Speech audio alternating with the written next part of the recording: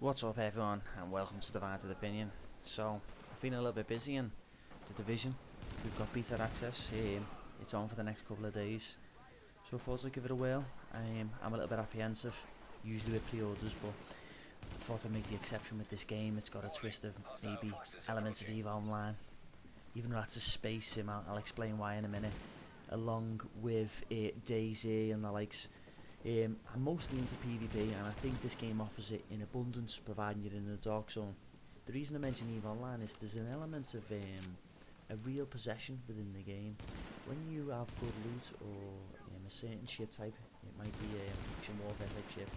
If you lose that ship, you are absolutely gutted, and then there's a sense of loss because you have to grind your way back up to get it.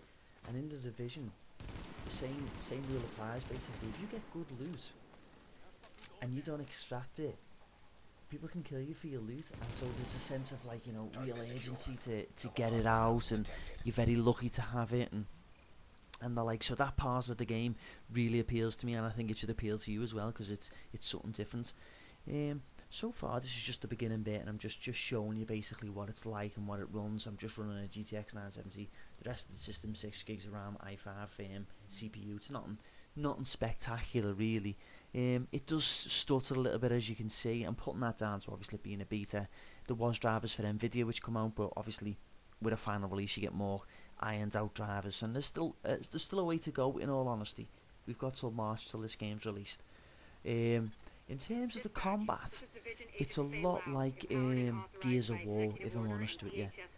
It's like a third person view, and there's nothing like spacebar doesn't jump. You do a lot with spacebar. It's one of those type of games. Spacebar for cover, spacebar to move, CTRL to jump up. You see in a minute, and this is basically just breaking us into the combat now. And the combat's not looking down a scope. Again, it's third person view, so you get this weird sort of view. It's not bad. It's just getting used to it. It's what the game is. I mean, that was me attempting to throw a sticky bomb.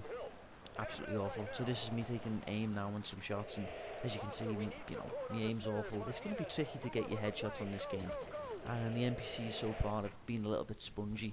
As I've progressed on in the game, it's been a bit hard to find out which NPCs I can kill on my own and which ones I can't. In terms of the dark zone, it's not really rewarding to go as a rogue. In order to get rogue status is basically engaging PvP. You shoot first, but then that opens you up to being able to be getting shot by everyone, and most of the time you do get wasted because people are in groups and stuff. I haven't really been enticed to group up with anyone so far yet, and go through the whole role of betrayal. Do we trust this person? Should we share the loot, etc, etc. But all these elements are there in the game to basically be had.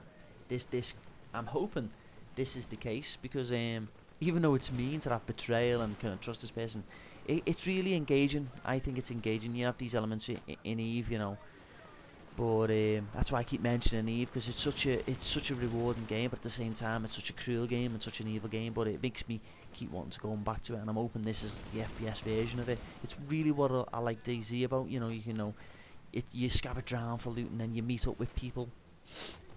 And then do I want to kill them, or do I want to partner up with them, and then the next minute they turn on you, and it's engagement. So far you level up, and you're after looting and basically money, if you will, or XP, so you can buy better guns. And it's not too bad. It's really not too bad. I've enjoyed it so far. It's a little bit boring. It's more of the same really. I don't think it's one, but we'll have to wait and see. I'm going to hold my judgments on that until I play a lot longer. I'm obviously just showing you the first clear. I've played a little bit more, but it's not bad. There's plenty of people on it. People aren't shooting on sight, just to let you know. When you get in these dark zones, people are not shooting straight away.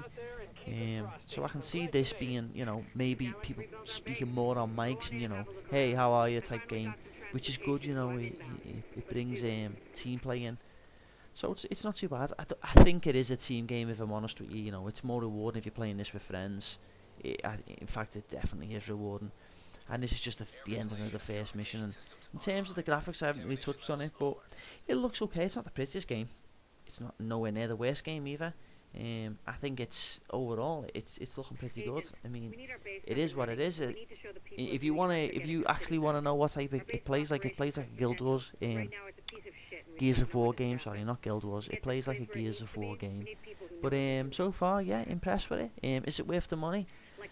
Well, that'll remain to be seen in the long run. But so far, I mean, it ticks the boxes. I'd say it's around a 7 or an 8 marker out of 10 so far.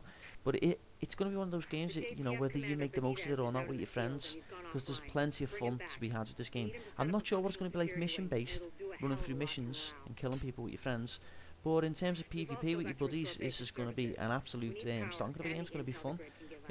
That's it. Just checking out. Peace. Let me know if you're in the division beta yourself and what you think of it. If you've got any opinions, let me know down below. Peace.